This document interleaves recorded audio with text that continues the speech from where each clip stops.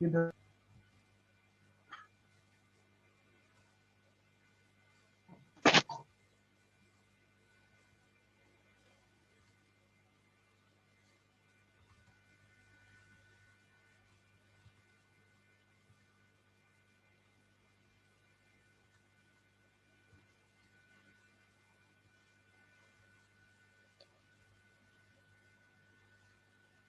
अस्सलाम वालेकुम क्लास।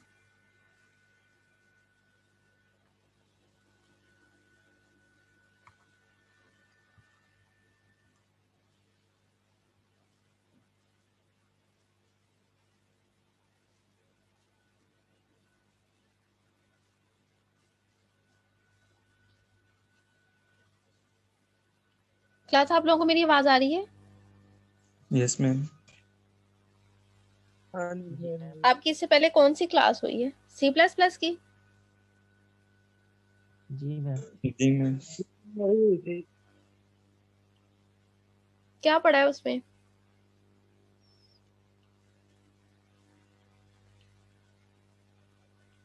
जो पढ़ रहे थे प्रोग्रामिंग वगैरह। सही है।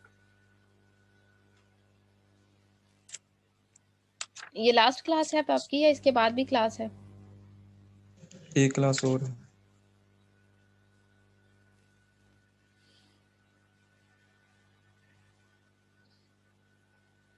जो पहले लेक्चर था उसमें ऑर्थोगोनैलिटी को डिफाइन किया था कि दो वेक्टर्स ऑर्थोगोनल किस फॉर्म में होते हैं, उनकी इनर प्रोडक्ट इक्वल टू 0 आए तो दोनों वेक्टर जो हैं वो ऑर्थोगोनल होते हैं। यहाँ पे एग्जांपल्स दी हुई हैं। एग्जांपल्स में जस्ट ऑर्थोगोनैलिटी डिफाइन आउट करनी है कि दो वेक्टर्स हैं तो ऑर्थोगोनल किस फॉर्म में होंगे, या दो वेक्टर्स डिफाइन है तो उनके अकॉर्डिंग थर्ड वेक्टर को हम कैसे फाइंड कर सकते हैं एज ए ऑर्थोगोनल। दो वेक्टर्स हैं, let x is equal to 1 -1 and 2 and second vector है y is equal to -1 1 and 1 belongs to R3। दोनों की इनर प्रोडक्ट लेनी है, हमने इन्हें शो करना है ये ऑर्थोगोनल है। दोनों की इनर प्रोडक्ट लेनी है। अगर आप लोगों के पास कॉपी पेंसिल है तो आप उसके ऊपर डिटेल से लिख लें, अदरवाइज मैं यहाँ पे इसको डायरेक्ट ही शो करूंगी कि डायरेक्ट ही ऑर्थोगोनैलिटी के लिए हमने मल्टीप्लिकेशन की हुई है। यहाँ पे अब कॉपी पेंसिल पे लिखने की वैसे ज़रूरत भी नहीं है क्योंकि बहुत बेसिक सी ऑर्थोगोनैलिटी की उसने डिफाइनिंग की है। फर्स्ट वेक्टर ने जो सेकंड वाला वेक्टर है उसके साथ मल्टीप्लाई होना है। ये दो वेक्टर्स हैं, इनके यूनिट इंटर वेक्टर्स की वजह से इनकी डॉट प्रोडक्ट जो है उसके अकॉर्डिंग सेम एलिमेंट जो है, जैसे कि आई वाले के साथ जे और के के साथ मल्टीप्लाई होगा। फर्स्ट वाला एलिमेंट है 1, सेकंड वाले के फर्स्ट वाले एलिमेंट के साथ मल्टीप्लाई होगा जो कि मेरे पास है -1। तो रिजल्टेंट में आंसर हमारे पास क्या आएगा? -1। सेकंड वाले ने सेकंड वाले के साथ मल्टीप्लाई होना है, यहाँ पे -1 ने 1 के साथ मल्टीप्लाई होना है तो फिर -1 आएगा। 2 ने मल्टीप्लाई होना है 1 के साथ तो हमारे पास आंसर आएगा 2। After taking inner product we will simplify this answer. हम इस आंसर को अगर सिंप्लीफाई करते हैं तो आप देखें ये 2 और -2 दोनों आपस में कैंसिल होंगे और रिजल्टेंट में हमारे पास आंसर क्या आ रहा है? 0। So x and y are orthogonal because x is perpendicular to y and inner product of x and y is equal to 0। Paper जो है आप लोगों के अभी कोई कंफर्म नहीं है किस टाइप में होने, इसलिए अपने आप को ज़्यादातर प्रिपेयर जो है वो ऑब्जेक्टिव के लिए करें, एमसीक्यूज के टाइप में। अब परपेंडिकुलर के लिए, ऑर्थोगोनल के लिए और दो वेक्टर्स के इनर प्रोडक्ट के लिए जो आंसर 0 है, ये तीनों चीज़ें एक ही चीज़ है। तीनों में एक ही चीज़ डिफाइन की गई है कि दोनों वेक्टर्स जो हैं आपस में एक दूसरे के परपेंडिकुलर है, 90 का एंगल बना रहे हैं। परपेंडिकुलर की फॉर्म में और ऑर्थोगोनैलिटी की फॉर्म में हम इसे भी शो कर सकते हैं। कहीं पे ये फॉर्म भी शो होगी कि इनर प्रोडक्ट जो है वो इक्वल टू 0 आ रही है दो डिफरेंट वेक्टर्स की, तो वो भी यही चीज़ डिफाइनिंग है कि वो ऑर्थोगोनल है, 90 का एंगल बना रहे हैं, परपेंडिकुलर है। इसी एग्जाम्पल के अंदर उसने एक एग्जाम्पल और दे दी है जो कि सॉल्व आउट नहीं की हुई, सिंपल एज इट इज़ ही है। एक्स एक वेक्टर है, वाई है, लेकिन ये 4 डायमेंशन में दिया है, ये आर की पावर 4 के साथ उसने 4 डायमेंशन में रियल नंबर्स के अकॉर्डिंग उसे चूज़ किया है। एक्स और वाई कहते हैं दो डिफरेंट वेक्टर्स हैं, दोनों ऑर्थोगोनल हैं। दोनों की ऑर्थोगोनलिटी आप लोगों ने खुद से चेक करनी है इनको आपस में मल्टीप्लाई करके। नंबर 8 पे है example, if u is orthogonal to v। अगर ये u v के ऑर्थोगोनल है यानी कि u और v की इनर प्रोडक्ट इक्वल टू 0 है, then every scalar multiple to u is also orthogonal to v। जो भी स्केलर u के साथ मल्टीप्लाई हो रहा है वो मल्टीप्लाई के बाद भी कहता है हमारे पास जो है वो ऑर्थोगोनल होगा वी के, यानी कि जो भी स्केल वेक्टर आएगा किसी भी स्केलर को u के साथ मल्टीप्लाई करेंगे तो ऑब्वियसली एक वेक्टर की फॉर्म ही बनेगी। कहता है वो वेक्टर जो आएगा वो भी ऑर्थोगोनल होगा v के। हमने यही चीज यहाँ पे शो करनी है। Here if u and v is equal to 0, u और v की इनर प्रोडक्ट 0 है, ये डिफाइन की हुई है कि ये दोनों ऑर्थोगोनल है। ऑर्थोगोनल है तो दोनों इक्वल टू क्या आएंगे हमारे पास 0। देन फर्दर हमने इसके साथ एक स्केलर को मल्टीप्लाई किया u को, जो गिवन कंडीशन हमें दिया है सेकंड वाली। u को मल्टीप्लाई किया किसी स्केलर के साथ और उसकी इनर प्रोडक्ट लिया v के साथ, और अकॉर्डिंग टू इनर प्रोडक्ट हमारे पास ये चीज डिफाइन है कि हम इनर प्रोडक्ट के अंदर से स्केलर को बाहर कॉमन ले सकते हैं। यहाँ पे k को कॉमन लिया है, u और v ऑब्वियसली हम पहले भी डिफाइन कर चुके कि इक्वल टू 0 है, तो इट्स मीन दोनों की इनर प्रोडक्ट फिर से हमारे पास क्या आ जाएगी 0। Therefore ku is also orthogonal to v when u is equal to orthogonal to v। इस जस्ट एग्जाम्पल का एक ही मीन है कि अगर कोई वेक्टर दूसरे वेक्टर के ऑर्थोगोनल है तो उस वेक्टर को आप किसी भी स्केलर से मल्टीप्लाई करने से आपके पास जो भी वेक्टर आता है वो भी आपके पास ऑर्थोगोनल होगा उसी वेक्टर के। ठीक है, u ऑर्थोगोनल था v के, u को हमने किसी स्केलर से मल्टीप्लाई किया, के u भी एक स्केल वेक्टर बनेगा। वेक्टर ये वाला जो है ये भी ऑर्थोगोनल होगा v के। Now in example number 9, find a unit vector orthogonal to both given vectors in R3। हमने एक यूनिट वेक्टर फाइंड करना है जो ऑर्थोगोनल होगा इन दोनों वेक्टर्स के। अब वो जो हमने फाइंड करना है जो इन दोनों के वेक्टर्स के ऑर्थोगोनल है उसे हमने यहाँ पे लेट किया है x Y belongs to R3। ये हमने यहाँ पर लेट किया है कि ये दोनों जो हैं वो आपस में ऑर्थोगोनलिटी की कंडीशन को सेटिस्फाई कर रहे हैं। ऑर्थोगोनलिटी कंडीशन के लिए हमने यहाँ पे इसको लेट कर लिया X Y Z belongs to R3, इन दोनों के ऑर्थोगोनल है, तो ऑर्थोगोनलिटी के कंडीशन के अकॉर्डिंग इनर प्रोडक्ट जो है वो किसके इक्वल आ जाएगी 0 के। अब इनर प्रोडक्ट इक्वल टू 0 आएगी, हमने इन दोनों को मल्टीप्लाई किया, मल्टीप्लिकेशन से मेरे पास एक ही इक्वेशन आ गई है। सेकेंड वाला जो वेक्टर है वो भी ऑर्थोगोनल है, जो हमने फाइंड करना है ऑर्थोगोनल उसके, तो हमने उसकी इनर प्रोडक्ट लिया वो भी इक्वल टू 0 है। दोनों को मल्टीप्लाई करेंगे तो यहाँ से आपके पास आएगा y is equal to -3z। y is equal to -3z आप इसके अंदर सब्सटीट्यूट करेंगे ऊपर वाली जो फर्स्ट इक्वेशन है, तो आपके पास वहां से z का आंसर भी आ जाएगा। z को हमने एज इट इज z लिया है क्योंकि z जो है हमारे पास आर्बिटरी हमने यहाँ पे चूज किया है। जरूरी नहीं है कि आप यहाँ पे z को आर्बिटरी चूज करें, आप y का भी यहाँ से आंसर निकाल सकते थे। y का आंसर जो हमने 3z निकाला है, आप z का आंसर भी फाइंड कर सकते थे, जो कि मेरे पास यहाँ से बनेगा z is equal to -y/3। फिर वो ओवर की फॉर्म में चले जाएगा, उससे कोई इफेक्ट नहीं पड़ेगा। जिसको भी आप आर्बिटरी चूज करना चाहते हैं आप अपनी मर्जी से चूज कर सकते हैं। y is equal to -3z second equation से निकाल के हमने फर्स्ट में पुट किया, वहां से हमारे पास आंसर आ गया x is equal to z। X Y Z vector जो था वो हम फाइंड कर रहे हैं, मैट्रिक्स की फॉर्म में लिखा है, क्योंकि लास्ट टाइम भी डिफाइन किया था कि हमारे पास जितने भी वेक्टर्स हैं वो वेक्टर्स की डिफाइनिंग जो है वो कॉलम वेक्टर्स ही कहलाती है। कॉलम वेक्टर्स की फॉर्म में मैंने इसे डिफाइन किया है। आगे x की वैल्यू y और z एज इट इज रखा था वो साथ में मेंशन कर दिया मैंने। यहाँ पे z कॉमन लेंगे तो आपके पास एक वेक्टर आएगा 1 -3 और 1। 1 -3 और 1 ये वेक्टर जो है हमारे पास ये ऑर्थोगोनैलिटी की कंडीशन को सेटिस्फाई करेगा बाकी दोनों वेक्टर्स के अकॉर्डिंग। उसके लिए हमें इसके जो है नॉर्मलाइजेशन फॉर्म डिफाइन करनी है। हमने वेक्टर ये चूज किया है, इस वेक्टर का नॉर्म लिया है, नॉर्म लेंगे तो मेरे पास क्या आएगा √11, और फर्दर इसकी मैंने ये नॉर्मलाइजेशन फॉर्म डिफाइन की है। वेक्टर ओवर वेक्टर का नॉर्म डिफाइन किया, the required unit vector is 1/√11 -3/√11 and 1/11 is a vector that is orthogonal to given vectors. जितने भी दो वेक्टर्स हमारे पास दिए हुए हैं उनके ऑर्थोगोनल है। ये इसका एक मेथड है, इसके अलावा दूसरा मेथड भी है, वो भी मैं डिफाइन करती हूँ। पहले मैं इसको दोबारा से रिपीट करती हूँ। हमारे पास कोई एक मैम वेक्टर है, जी जी एक्स और जी कैसे इक्वल आए?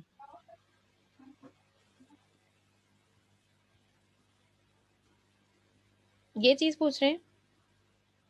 जी मैम। ये सेकंड इक्वेशन है, इसमें से y is equal to answer आएगा -3z। इसे हमने सब्स्टिट्यूट किया है हमने इस इक्वेशन के अंदर, इक्वेशन नंबर 1 में। ये सब्स्टिट्यूशन भी यहाँ पे की हुई है। x -3z + 2z, -3z + 2z करेंगे तो यहाँ पे z रह जाएगा माइनस का, माइनस जी राइट साइड पे जब जाएगा तो वो पॉजिटिव जी हो जाएगा। ठीक है, क्लियर हो गया? जी मैम। यहाँ पर एक्स वाई जी के साथ डिनोट किया हुआ है जो हमने खुद से लेट किया है वेक्टर। आप इसको ए बी सी भी ले सकते हो, x1 x2 x3 भी ले सकते हैं। ये सिर्फ अननोन वेरिएबल्स की फॉर्म में हमने यहाँ पे वेक्टर को चूज किया, वेक्टर्स के एलिमेंट्स की फॉर्म में। क्वेश्चन में दोबारा से रिपीट कर रही थी। क्वेश्चन में रिपीट कर रही हूँ। यहाँ पे हमने एक वेक्टर चूज किया है, कहता है यहाँ पे एक वेक्टर है ऑर्थोगोनल है इन दोनों वेक्टर्स के, हमने उसके अकॉर्डिंग एक वेक्टर को चूज कर लिया एक्स वाई जी के अकॉर्डिंग। ऑर्थोगोनैलिटी की कंडीशन के अकॉर्डिंग उस वेक्टर की दोनों वेक्टर्स के साथ इनर प्रोडक्ट लिए जो कि इक्वल टू 0 होती है ऑर्थोगोनैलिटी कंडीशन के अकॉर्डिंग। दो इक्वेशंस बनी है, दोनों इक्वेशन में से दोबारा रिपीट कर देती हूँ कि दोनों इक्वेशन में से आप जोन सा मर्जी वेरिएबल चाहें उसे आप आर्बिट्रेरी वेरिएबल चूज कर सकते हैं। लाइक सेकंड इक्वेशन में से आप y भी चूज कर सकते थे, आप z भी चूज कर सकते हैं। y और z के अकॉर्डिंग जो भी वैल्यूज आएंगी उन वैल्यूज को आप मैट्रिक्स फॉर्म में लिख लें या आप एज इट इज लिख लें। उसके बाद जो आपके पास यहाँ पे वेक्टर आएगा, ये z जो है यहाँ से स्किप क्यों किया है ये भी डिफाइन कर देती हूँ, दोबारा से फिर रिपीट कर देती हूँ कि हमने अभी जो ऊपर एग्जाम्पल की है उसमें यही चीज थी। If u is orthogonal to v then the every scalar u is also orthogonal to v। अगर मल्टीप्लाई किया जाए किसी भी स्केलर को u के साथ तो भी जो वेक्टर आएगा वो भी v के ऑर्थोगोनल है, इसलिए इसे एज ए स्केलर चूज करते हुए हमने स्किप आउट किया और हमने इस वेक्टर को सिर्फ और सिर्फ चूज किया। इसकी नॉर्मलाइजेशन फॉर्म की है नॉर्म ओवर वेक्टर का नॉर्म। यहाँ पे नॉर्मलाइजेशन फॉर्म डिफाइन की है, नॉर्मलाइजेशन फॉर्म कल भी की थी, वेक्टर ओवर वेक्टर का नॉर्म। तो हमारे पास ये रिक्वायर्ड वेक्टर जो है ये डिफाइन हो गया। ये जो वेक्टर अब आया है ये वेक्टर है बाकी दोनों जो ऊपर गिवन वेक्टर्स हैं उनके ऑर्थोगोनल। इसका अल्टरनेटिव मेथड है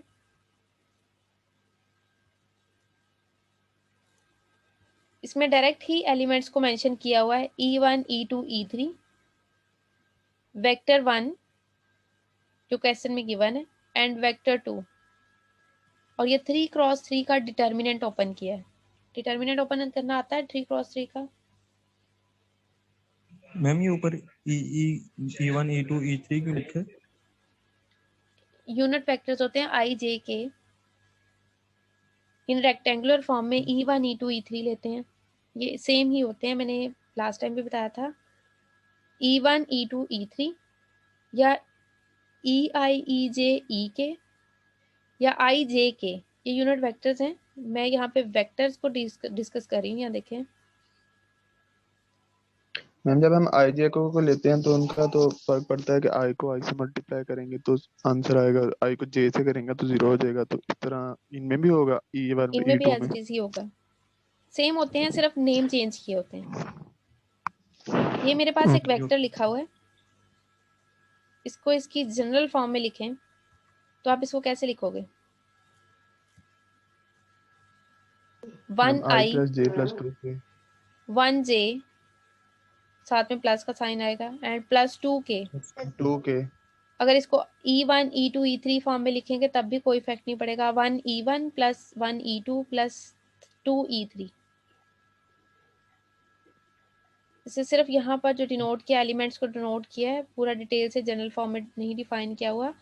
ये एलिमेंट्स बेसिकली कोफिशिएंट्स यही हैं, e1 e2 e3 के लिख लें या आप i j के लिख लें, उससे कोई इफेक्ट नहीं आएगा। ठीक है, अब क्लियर हो गया। अब आगे जब इसको ओपन करेंगे 3x3 को by according to first row ले लें या एनी रो एनी कॉलम के अकॉर्डिंग आप इसको डिटर्मिनेंट को ओपन करें, आपके पास ये कंडीशन आती है। दोबारा से इसको वेक्टर में कन्वर्ट करके इसकी नॉर्मलाइजेशन फॉर्म फाइंड करेंगे, नॉर्म लेंगे, वेक्टर ओवर वेक्टर का नॉर्म करेंगे तो आपके पास यही चीज आती है। अब अगर आप देखें इसमें और ये जो ऊपर वेक्टर हमने जो दूसरे मेथड से फाइंड किया दोनों में कोई डिफरेंस नहीं है। वहाँ पे भी 1/11 माइनस 3/√11 और 1/√11 की फॉर्म ही बन रही है। दोनों मेथड्स में से जिस मर्जी मेथड में इसको कैलकुलेट कर लें। ये सेकंड वाला जो मेथड है ये ज़्यादा इजी है, इसके अंदर डायरेक्ट एलिमेंट्स को लिखें, लेकिन नॉर्म हमें यहाँ पे भी फाइंड करना पड़ता है, नॉर्म हमें वहाँ पे भी फाइंड करना है। नॉर्म फाइंड करके उसकी नॉर्मलाइजेशन फॉर्म निकालेंगे, वो नॉर्मलाइजेशन फॉर्म जो आएगी वो परपेंडिकुलर होगी दोनों वेक्टर्स के। अब एक्सरसाइज में 7.1 में मैंने क्वेश्चंस आप लोगों को दिए थे करने के लिए। 5 वाला क्वेश्चन करवा दिया था। 6 के फर्स्ट 2 पार्ट्स मैंने आप लोगों को कहा था आप लोगों ने खुद से करने। इसके जो 2 बाकी पार्ट्स हैं वो मैंने आप लोगों को कहा था करवाऊंगी, क्योंकि वो ऑर्थोगोनैलिटी के थे। ऑर्थोगोनैलिटी का टॉपिक जो है वो भी हमने किया है, उसके अकॉर्डिंग मैं इसे सॉल्व करूंगी। Late u1 u2 and u3 3 vectors हैं। इसको बाय यूजिंग एग्जांपल नंबर 2 का जो नॉर्म यूज करते हुए हमने इनर प्रोडक्ट की जो फॉर्म थी उसे यूज करते हुए हमने वेक्टर्स के अकॉर्डिंग, कॉलम वेक्टर्स के अकॉर्डिंग इनर प्रोडक्ट फाइंड करनी थी और नॉर्म भी लेना था। किया है क्वेश्चन किसी ने या नहीं?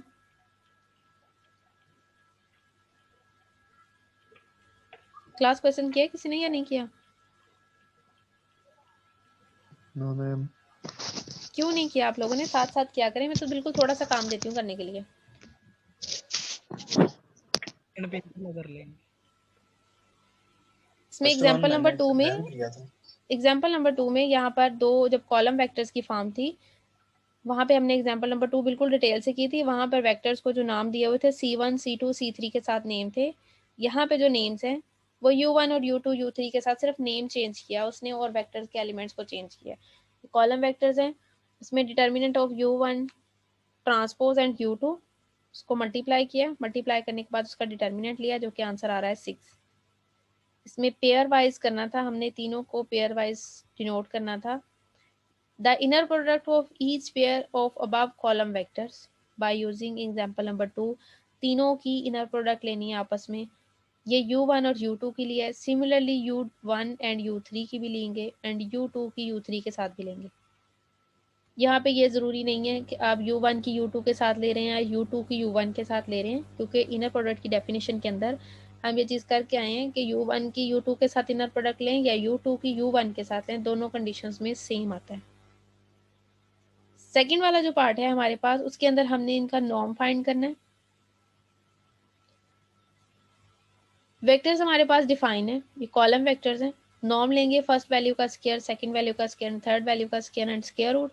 तो रिजल्टेंट में फर्स्ट वाले का आंसर आएगा मेरे पास स्क्वायर रूट ऑफ 6। सेकंड वाले का लेंगे, सेकंड वाले में भी हमारे पास 2 का स्क्वायर 4, 1 एज इट इज 5 बन जाएगा, फिर 2 स्क्वायर 4, ये 5 और 1 9 हो जाएगा और 9 के अकॉर्डिंग स्क्वायर रूट लेंगे तो 3 आ जाएगा। थर्ड वाले का भी तीनों एलिमेंट्स का स्क्वायर लेके उनको ऐड कर लें और स्क्वायर रूट ले लें, स्क्वायर रूट ऑफ 21 आता है।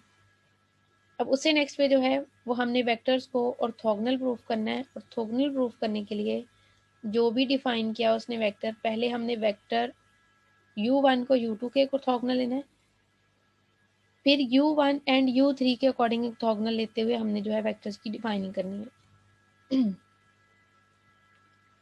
दोनों मेथड्स के अकॉर्डिंग से सॉल्व किया हुआ है। A vector orthogonal to U1 and U2 is given by the vector product. Vector product हमने यहाँ पे ली है E1, E2, E3 elements mention किए हैं। डिटर्मिनेंट लेंगे, डिटर्मिनेंट को ओपन करोगे तो आपके पास आता है 3E1 minus 3E2 3E3 sorry,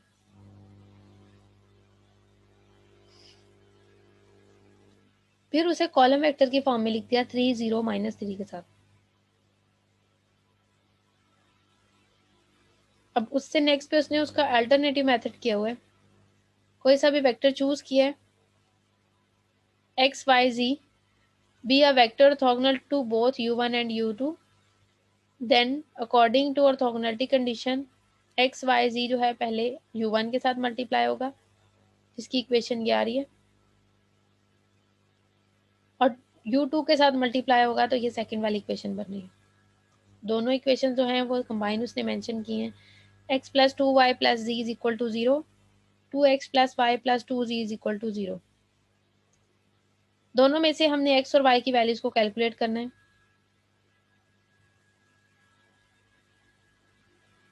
कोई भी ऐसा एलिमेंट नहीं है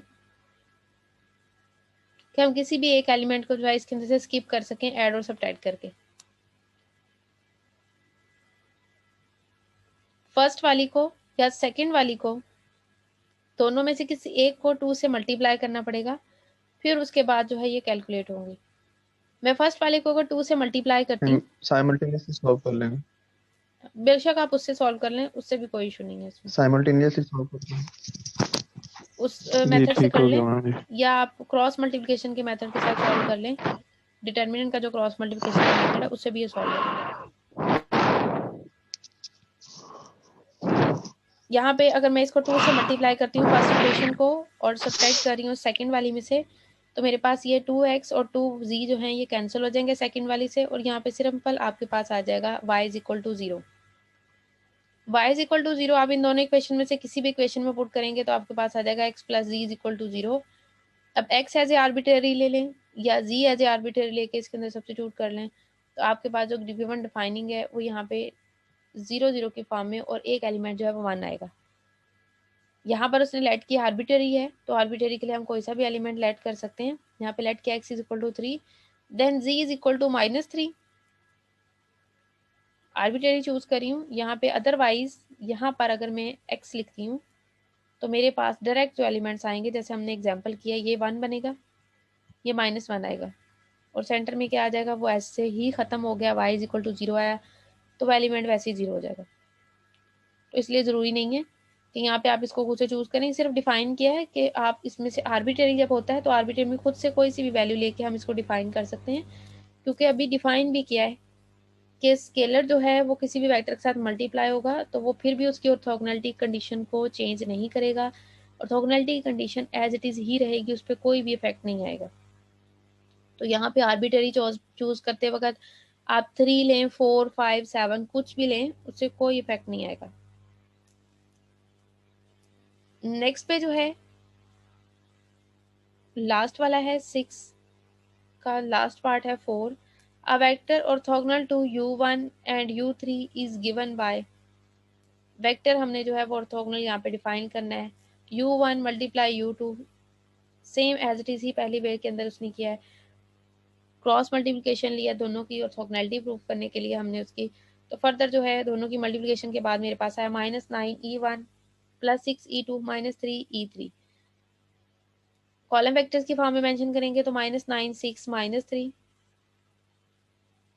notice that any multiple of -3 2 -1 is orthogonal to u1 and u3। ये जो लाइन यहाँ पे मेंशन की हुई है इसका मीनिंग आप लोगों ने मुझे बताना है कि इसका क्या मीनिंग है।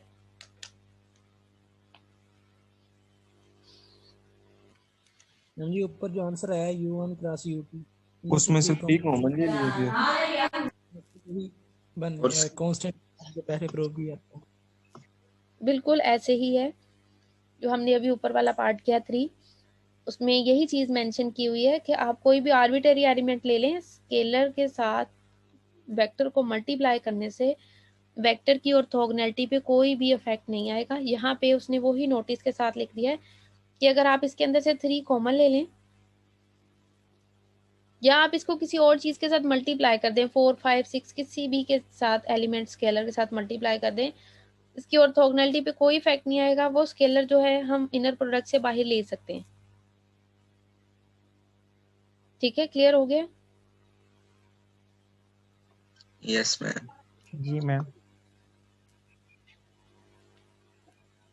ये जो इनर प्रोडक्ट वाला चैप्टर है, चैप्टर नंबर 7, इसका रिव्यू करती हूँ मैं कि हम लोगों ने क्या किया इसके अंदर। सबसे पहले इनर प्रोडक्ट की डेफिनेशन थी, उसके अकॉर्डिंग उसके क्वेश्चन से एक्सरसाइज में, फिर नॉर्म या आप उसको लेंथ भी बोल सकते हैं वेक्टर की, नॉर्म और length of a vector.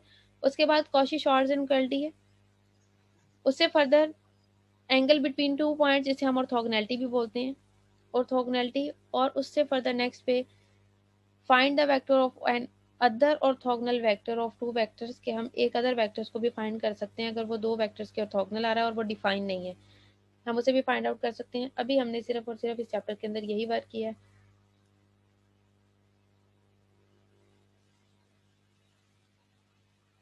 Vectors के अकॉर्डिंग जो है वो आप लोगों का लास्ट टॉपिक जो है, उसके बाद जो है हमारी दूसरी बुक है उसके ऊपर से मैं पढ़ाऊंगी। इसमें मैंने लास्ट टाइम जो हम लोगों ने किया था चैप्टर नंबर 6, उसमें linear combination and spanning set था। लीनियर कॉम्बिनेशन जिसमें हम किसी भी वेक्टर्स को दूसरे वेक्टर्स के अकॉर्डिंग कॉम्बिनेशन में डिफाइन आउट कर सकते हैं। उसके बाद हमने इंडिपेंडेंट और डिपेंडेंट किया था। इंडिपेंडेंट और डिपेंडेंट में लीनियर कॉम्बिनेशन की फॉर्म ही आती है, लेकिन लीनियर कॉम्बिनेशन के अकॉर्डिंग यहाँ पे स्केलर जब हम फाइंड करते हैं, all scalars are 0, so given combination जो है हमारे पास डिपेंडेंट फॉर्म जो है वो इंडिपेंडेंट फॉर्म में होगी।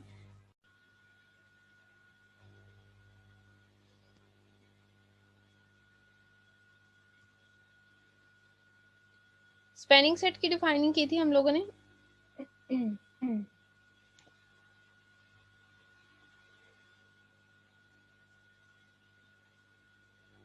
इसमें जनरेटिंग सेट भी बोला जाता है, किसी भी पॉइंट को दूसरे पॉइंट्स के अकॉर्डिंग जो है वो डिफाइन आउट करना है हमने, लेकिन हम वेक्टर्स में वर्क कर रहे हैं तो हमारा वेक्टर्स की फॉर्म आएगी यहाँ पे कि हम एक वेक्टर को बाकी वेक्टर्स के अकॉर्डिंग स्पैन कर सकते हैं। स्पैनिंग की डिफाइनिंग मैंने उस दिन भी की थी लास्ट टाइम, सिर्फ इसलिए क्योंकि बेसिस की है फॉर्म, बेसिस हमने करनी है आज। A set of linearly independent vectors spanning a vector space V is called a basis for V. Definition है हमारे पास basis की, a set of linearly independent vectors, इसमें different words हैं, तीनों का मीनिंग अगर आपको आना चाहिए, अगर वो वर्ड आके मीनिंग्स आपको आते हैं तो बेसिस करना बहुत इजी है। लीनियरली इंडिपेंडेंट मैंने अभी बताया है, अब आप मुझे बताएं कि लीनियर इंडिपेंडेंट फंक्शन कब होता है, या वेक्टर जो है वो लीनियरली इंडिपेंडेंट कब होते हैं। मतलब कोई वेक्टर्स भी की वेक्टर या कोई भी फंक्शन एक हम जब उनको लिख रहे हैं तो वो दूसरे पे डिपेंड ना कर रहा हो, नेक्स्ट जो दूसरा फंक्शन है तो वो लीनियरली इंडिपेंडेंट होते हैं। जब और तमाम लीनियरली डिपेंडेंट और इंडिपेंडेंट वेक्टर्स की, वेक्टर्स लीनियरली इंडिपेंडेंट और डिपेंडेंट वेक्टर्स में क्या डिफरेंस है? कोई भी लीनियर कॉम्बिनेशन लिखा हो ना वेक्टर्स और कांस्टेंट के दरमियान, जब कांस्टेंट तमाम की वैल्यू 0 आ जाती है तो वो लीनियरली इंडिपेंडेंट कहलाते हैं वेक्टर्स। बिल्कुल ठीक है, और अगर कोई एक कम से कम एक नॉन जीरो आ जाए तो वो लीनियरली डिपेंडेंट होंगे। डिपेंडेंट होते हैं। बिल्कुल ठीक है, इसमें यही चीज है। Set of linearly independent vectors spanning a vector space V is called a basis for V। Linearly independent vectors का जो सेट है, स्पैनिंग सेट है, वो किसी भी एक वेक्टर को स्पैन कर रहा है किसी भी वेक्टर स्पेस के अंदर से, देन वो हमारे पास कहलाएगा बेसिस फॉर V। वो जो सेट है लीनियरली इंडिपेंडेंट वेक्टर्स का जो किसी दूसरे वेक्टर को स्पैन कर सकता है, वो हमारी पास बेसिस कहलाता है। आगे उसने लिया V जो वेक्टर स्पेस के अंदर से एक element V is equal to 0, the basis vectors are non zero. तो वेक्टर हम यहाँ पे 0 ले रहे हैं तो उसकी बेसिस वेक्टर का होना लाजमी नहीं है कि वो 0, वो नॉन जीरो कंडीशन होगी। Since we can ignore any zero vector from a spanning set, हम उसको अपने स्पैनिंग सेट से इग्नोर करेंगे। हम उसको इग्नोर इसलिए करेंगे क्योंकि जब कम्बिनेशन लिखते हैं, कम्बिनेशन के अंदर स्केलर्स और वेक्टर्स की मल्टीप्लिकेशन एंड देन उनकी एडिशन होती है। जो स्केलर हम खुद से साथ में चूज कर रहे होते हैं, वो स्केलर्स हम जब फाइंड करते हैं तो उसके आंसर्स अगर 0 आते हैं तो वो लीनियरली इंडिपेंडेंट होते हैं। उनमें से अगर किसी एक का आंसर भी 0 के इक्वल नहीं आता तो वो लीनियरली डिपेंडेंट होते हैं, जैसे कि भी आपके क्लास वालों ने यहाँ पे रिपीट किया, दोबारा से उसे डिफाइन किया। सेम एज इट इज ही है कि यहाँ पे अगर वेक्टर कोई 0 की फॉर्म बन रहा है तो हम उसे अपनी इग्नोरिंग फॉर्म में ले जाएंगे, वेक्टर को इग्नोर करेंगे, क्योंकि वेक्टर अगर 0 बन रहा है तो ऑटोमेटिकली उसका जो साथ में स्केलर है वो ऑटोमेटिकली 0 हो जाएगा, उसे लेने की हमें जरूरत नहीं पड़ेगी। आगे इसकी फर्दर जो है एग्जाम्पल्स हैं और एग्जाम्पल के साथ साथ में क्वेश्चन भी हैं। The vector E1 E2 E3 ये स्टैंडर्ड बेसिस है। स्पैनिंग R3, ये R3 के स्पैन्स हैं, and since these vectors are linearly independent it follows that the set E1 E2 E3 form a basis of R3। R3 की ये standard basis हैं, इसे standard basis बोला जाता है। ये पूरे R को, R3 के जितने भी एलिमेंट्स हैं हमको स्पैन कर सकती हैं, कोई भी साथ में एलिमेंट्स लें उन्हें स्पैन कर सकती हैं। अब स्पैनिंग किस फॉर्म में करनी है, ये तो सिर्फ उसने डिफाइनिंग की है, स्पैनिंग किस फॉर्म में करनी है वो मैं आप लोगों को साथ साथ बताती जाऊंगी एग्जाम्पल्स के थ्रू। मैट्रिक्स आगे आगे further show that the matrices 2 cross 2 E1 E2 E3 matrices हैं। Form a basis for the vector space V of all 2 cross 2 symmetric matrices। Symmetric matrix क्या होते हैं? जिनका ट्रांसपोज उनके ही ट्रांसपोज बिल्कुल, जिनका ट्रांसपोज जो है वो उसी के इक्वल आ जाता है, वो हमारे पास सिमेट्रिक मैट्रिक्स कहलाते हैं। यहाँ पे कहता है शो करना है 2 क्रॉस 2 मैट्रिसेस। ये 2 क्रॉस 2 के जो मैट्रिसेस हैं एक बेसिस बना रहे हैं किसी भी एक सिमेट्रिक मैट्रिक्स के। अब सिमेट्रिक मैट्रिक्स आप लोगों ने खुद से चूज करना है किसी भी टाइप का। यहाँ पे जनरल सिमेट्रिक मैट्रिक्स चूज किया हुआ है। अगर आप देखेंगे सिमेट्रिक मैट्रिक्स है, इसमें इसका ट्रांसपोज लें, ए बी फर्स्ट रो को फर्स्ट कॉलम में लिखें तब भी कोई इफेक्ट नहीं पड़ेगा, सेकंड को लिख लें तब भी इफेक्ट नहीं पड़ेगा। अब हमने इसको जनरेटिंग फॉर्म में कम्बिनेशन में लिखना है, लीनियर कम्बिनेशन में। अब मैंने ये मैट्रिक्स लिखा है, ऊपर जो बेसिस डिफाइनिंग है उसको कॉम्बिनेशन में लिखेंगे तो क्या देखें, इन तीनों मैट्रिसेस को ऐड करके मेरे पास ये चीज़ आ जाती है वापस या नहीं आती।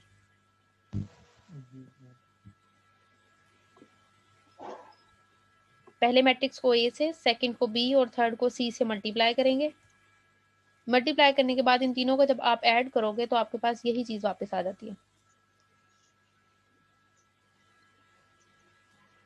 ठीक है, क्लियर हुआ है? जी मैम। ये एज इट इज ही है वेक्टर्स में, जैसे हम रियल नंबर्स में पढ़ते हैं कि रियल नंबर की मल्टीप्लिकेटिव आइडेंटिटी क्या होती है 1, एडिटिव इनवर्स की फॉर्म क्या होती है कि उसके ऑपोजिट वैल्यू है, या एडिटिव आइडेंटिटी जो है वो 0 होती है। ये वेक्टर्स के अंदर जो उसकी बेसिस कहलाती हैं, ये बेसिकली उनकी आइडेंटिटीज ही हम उनको सेकंड वे में लेते हैं। अदरवाइज ये बेसिस की फॉर्म होती है कि हम नंबर्स को उस नंबर से मल्टीप्लाई करें और ऐड करें तो उन पर कोई इफेक्ट नहीं पड़ता। अब मैं दोबारा से वापस जाऊंगी एग्जाम्पल नंबर 22 पे। कोई सा भी वेक्टर चूज करें 3x3 में से, लाइक मैं जनरल वेक्टर लेती हूँ x, y एंड z।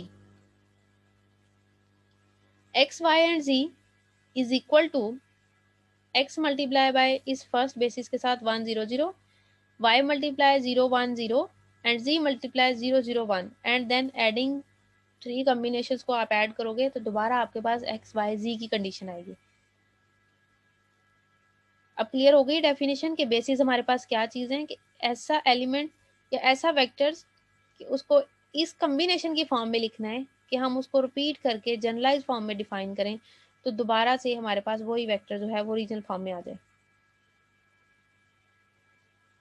अब नेक्स्ट है example number 24, find a basis for the plane. अब यहाँ पे प्लेन दे दिया है, सबसे पहले ऊपर सिंपल स्टैंडर्ड बेसिस थी, उसके बाद मैट्रिक्स में अगर आ रहा है तो मैट्रिक्स में हमने कैसे लिखना है। अब हमारे पास जो है अब बेसिस दे दी है किसी भी प्लेन की, यहाँ पे इक्वेशन दी है y minus z is equal to 0, considering it as a basis of R3।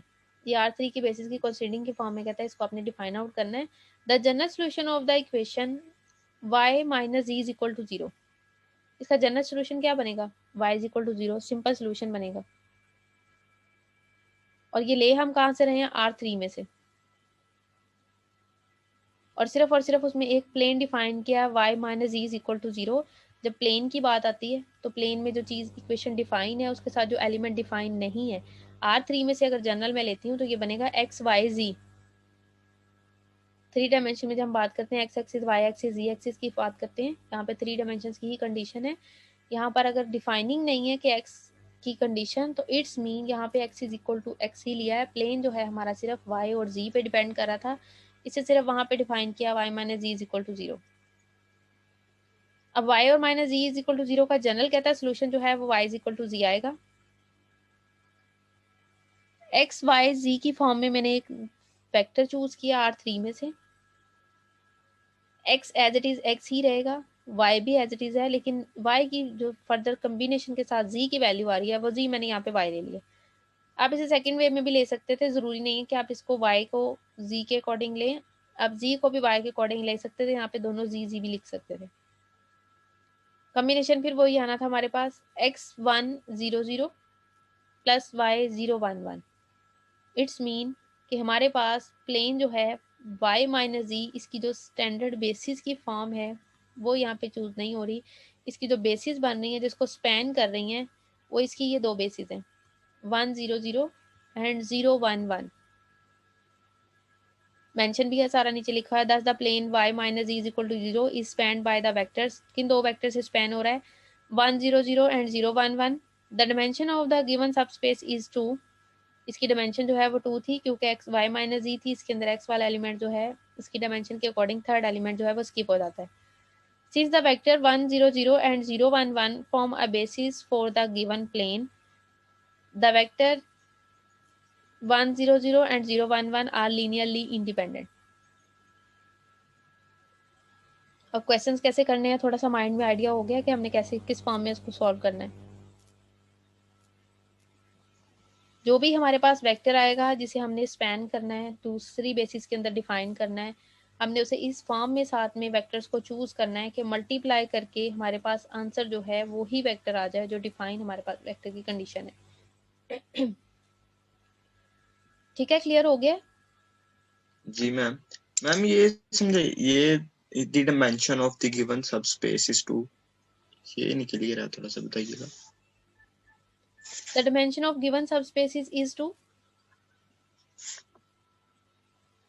इसकी समझ नहीं आई? Yes ma'am. और यहाँ आगे पे जो जो वेक्टर्स प्लेन दिए दिया हैं हुआ वो है, तो एक्स जी वाई बोले जी बोले। फॉर्म, क्योंकि वो डिमेंशन उसने बताया कि सब स्पेस की वो 2 है, लेकिन वो वेक्टर्स आगे 1 0 0 मतलब एक्स वाई जी फॉर्म में है। वेक्टर जो हैं वो स्पेसेस जो हम चूज कर रहे हैं वेक्टर्स वो R3 में से ले रहे हैं।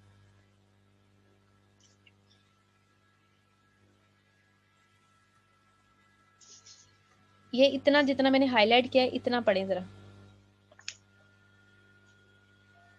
ठीक मैम। इसमें सब स्पेसेस 2 हैं, इनकी डायमेंशन 2 नहीं है। अच्छा अच्छा, ठीक हो गया मैम। ठीक है, क्लियर हो गया? जी जी क्लियर हो गया। अब आगे मैं नोट्स शेयर करूंगी आपके साथ, ठीक है? इसमें एक्सरसाइज है एक, उसके अंदर क्वेश्चन नंबर है 16, उसके 2 पार्ट्स हैं, बिल्कुल डिफरेंट नहीं है, बिल्कुल एज इट इज ही है। इन दोनों को आप लोगों ने खुद से सॉल्व करना है और इसके साथ एक क्वेश्चन नंबर 17 है, वो भी आप लोगों ने खुद से सॉल्व करना है।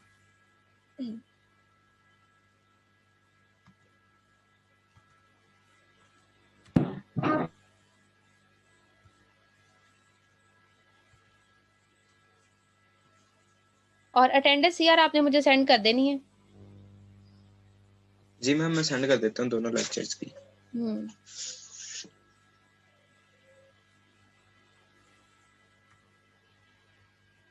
क्लास कोई भी पॉइंट समझ नहीं आया आप ग्रुप में मेरे से बाद में भी पूछ सकते हैं, नेक्स्ट लेक्चर में भी मेरे से पूछ सकते हैं। मैम जी PDF शेयर कर दीजिएगा। मैं अभी कर देती हूँ। जी मैम।